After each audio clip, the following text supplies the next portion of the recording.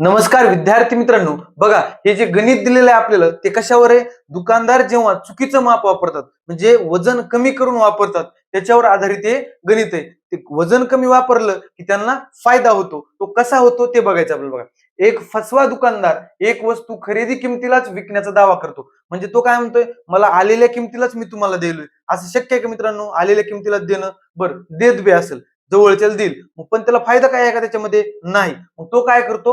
वजनात घाटा करतो, वजन कमी देतो, बरोबर का? मग काय सांगितलं त्यांनी?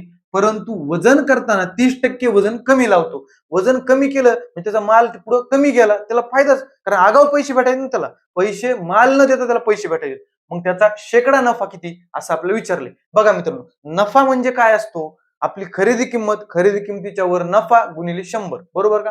मग मित्रांनो मला सांगा, समजा आपण 100 ग्राम साखर आणायला गेलो. किती? 100 ग्राम साखर आणायला. बघा, 100 ग्राम त्याचं वजन आहे, तो काय करतो? 30% लगेच कमी करते. 100 ग्रामचे 30% किती? 30. 100 मधून 30 कमी केले, किती राहिले? 70. म्हणजे तू देताना आपल्याला किती द्यायलाय? 70च द्यायलाय. सांगतोय 100 द्यायला म्हणून, बरोबर आहे. देताना पिशवीत 70 ग्रामच द्यायलाय, पण म्हणतोय 100 ग्राम मी तुम्हाला साखर दिली. मग मला सांगा, त्यानं आपल्याला देताना 70 देतोय म्हणजे मार्केटमधून त्यानं 70 ग्राम खरेदी केली असेल. त्याची खरेदी किती झाली? 70. या 70 वर तो किती ग्राम कमवायलाय साखर?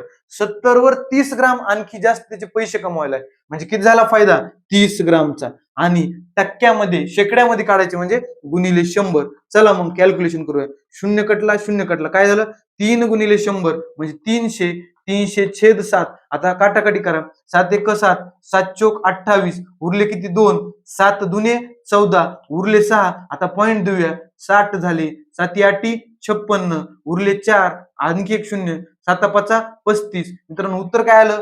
42.85%. आपल्या पर्यायामध्ये कुठे दिसतंय का तुम्हाला? नाही. म्हणजे पर्याय क्रमांक 4, नन ऑफ दीज. धन्यवाद.